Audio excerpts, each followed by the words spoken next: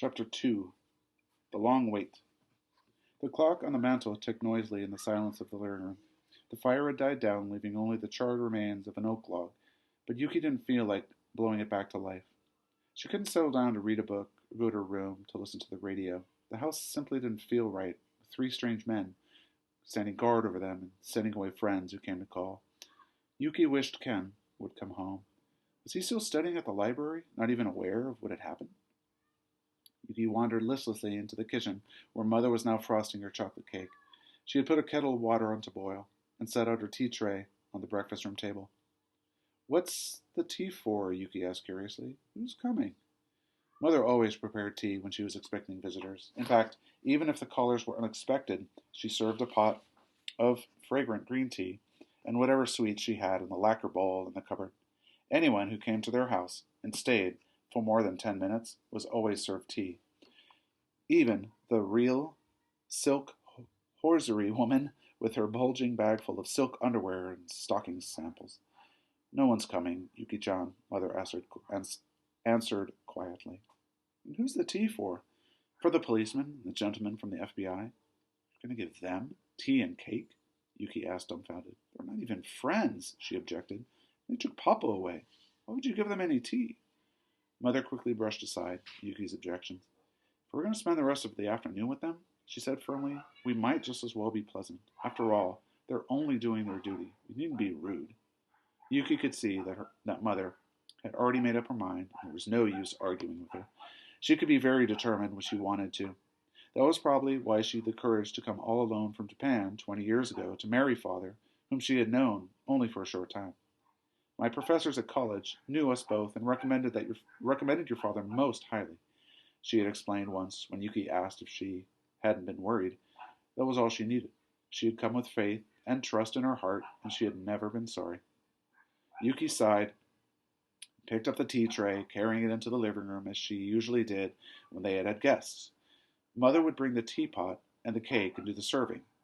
The policemen came from their posts and sat down awkwardly on the couch as Mother invited them to have some tea. Yuki knew they were embarrassed, but they also seemed a little pleased. They relaxed and smiled, and as Yuki sat, eating sweet mouthfuls of chocolate cake, she could no longer scowl at them. Mother knew it was difficult to have tea and cake with someone and still be unfriendly. Her gentle manner and warm smile, in fact, quickly defrosted anyone who came to their home, even the most haughty or arrogant. Yuki was sure Mother didn't have a single enemy in the whole world, although the rest of them, even Father, had at least one or two. Each time a car went by, Yuki hurried to the window to see if Father had come back or if Ken had gotten a ride home from someone. As the afternoon wore on and it began to grow dark, Yuki grew more and more uneasy. She jumped when the telephone rang once more. But this time, it was a call for the policemen, informing them that they could leave their posts.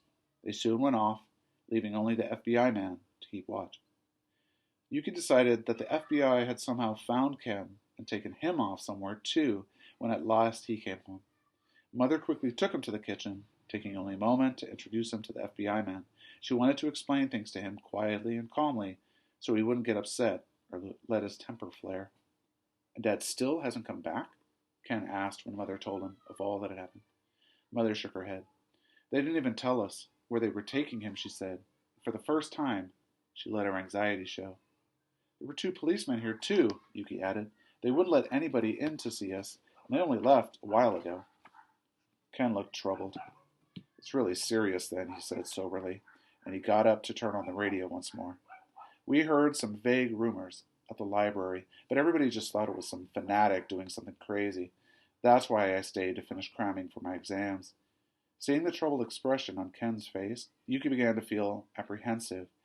If this meant that the United States and Japan were at war, what was going to happen to them? Mother and Father were Issei, first-generation Japanese. They were as law-abiding and loyal as any American Yuki knew, but they had never been able to become citizens because of a law that would not permit them to.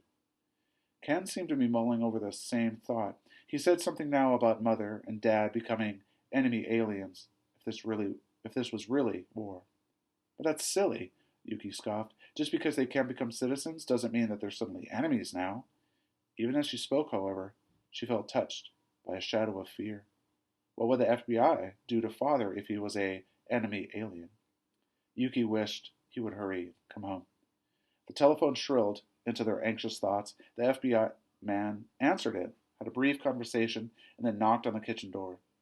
"I've had orders to go back to headquarters," he explained. "I'll be leaving now." "What about my father?" Ken asked. "When will he be released?" The man shook his head. "I just don't know," he answered. "I really couldn't even hazard a guess." Mother went to the door with him and bowed as she would to any departing guest. The FBI man paused as though he wanted to say something, but he didn't quite know what to say.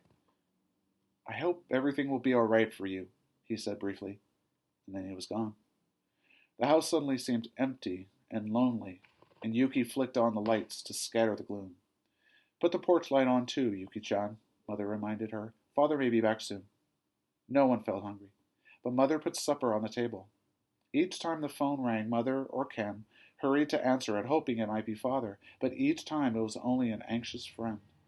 "Miss Ito says that Mr. Ito was taken too," Mother explained after the last call. He was head of the Japanese Association in Oakland. It now became clear that the FBI was rounding up all the leaders of the Japanese community. When Ken called his classmate, Jim Hirai, he discovered that Jim's father had been taken as well. Mr. Hirai was a manager of one of the Japanese banks in San Francisco. "Looks like the FBI had a long list," Ken said dismally. Now that the telephone was no longer monitored, it rang endlessly. Many of their Caucasian friends called to ask if they were all right. Mimi's mother phoned to ask if there was anything she could do, and Miss Jameson called from across the street, becoming indignant and angry when she learned that Father had been taken by the FBI. "Well, he's the finest gentleman I know," she said firmly. "How dare they take him off like that?" But they had indeed, and now it was almost 11 o'clock, and still he hadn't returned or even been permitted to call them. Mother forgot to remind Yuki about going to bed, so Yuki stayed up, blinking back the sleep that threatened, feeling tired and sad, empty inside. Finally, Mother spoke to her. "There's nothing you can do. Nothing you can do to help Father by staying up," she said. "Now run along to bed. Ken and I will wait up a little longer." Yuki crept into her cold bed, but discovered that she was no longer sleepy. She curled up into a small ball, trying to warm her icy feet, and felt the thumping of her heart. All around, the night seemed dark and ominous and full of unfriendly sounds. A siren whined eerily down the street, and Yuki wondered if it was the police rounding up more Japanese men. She could hear the foghorns droning drearily over the bay, and felt glad to be safe in her own bed and not lost in some small boat floating in a foggy night. She heard the distant, dull thud of an explosion and wondered if it could be a cannon. Had the war come to California? Suppose Japanese planes had come to bomb San Francisco and Berkeley? Yuki shivered at the horrible thought and wiggled down deep in her bed. She heard the sound of a car slowing down near their house. "Papa's back," she thought happily. Yuki leapt out of bed and ran barefooted to the living room to find Mother and Ken already at their door. Mother turned away, disappointed. "It wasn't Papa-san after all," she said. She left the screen door unlatched and checked the porch light once more. "I can't sleep," Yuki said dismally. Mother looked tired and worn. She still wore the apron she had put on to do the supper dishes, and Yuki knew she had given no thought going to bed. "Well, let's all have some cake and hot chocolate," she said. She was a believer in the solace of food, and she seemed glad of something to do. Ken's books were spread out over the dining room table, but he closed them, stacked them on his binder. "It's no use," he said. "I quit. Come on, Yuki. Let's go have some food. Put on your bathrobe and slippers." Ordinarily, Yuki disliked being told what to do by her brother. "Just because you're bigger and older doesn't mean you can boss me around," she sometimes said to him. If he was in a good mood, he'd laugh at her and tell her to get moving. But if he felt mean, sometimes he would just put a big hand at the back of her neck as though she were a basketball to be dribbled down the court and march off to her room. Ken was tall and strong. He was a star forward on the Japanese students' club basketball team. If he wanted to make Yuki march, he could, whether she screamed or scratched or even tried to bite. Tonight he was strong, but there was a gentleness in his voice that made it seem all right for her for him to tell her what to do. It was the way Father spoke to her. Everyone acknowledged the fact that Father was the head of the house and listened with respect when he spoke. He had been in America 4 years longer than Mother, but he was proud of his heritage. He was the grandson of a samurai and behaved like one. He was brave and dignified, and behind his strength was a gentle heart. Mother still had many Japanese ways, too. Every year on the 3rd of March, she put out all her Japanese dolls for Doll Festival Day. She put sweet cakes in front of grandmother's photograph on her Memorial Day, and she still sat in the back seat of the car instead of the front beside Father. She was a gentle Japanese lady, but she also had a strong and noble spirit. Yuki was surprised at how hungry she was and remembered that she hadn't eaten very much supper. Her piece of chocolate cake disappeared even before Mother sat down, and Yuki felt hungrier than ever. "What else is there?" she asked. "I'm starved." Mother sliced some bread and got out some butter and homemade apricot jam.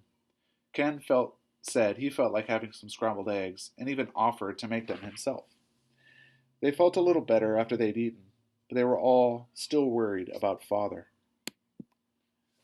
"I do hope he's had a good supper wherever he is," Mother said softly. And then they lapsed into silence, for no one had any cheerful words to offer, and no one had the heart to voice the fears that were clamoring inside.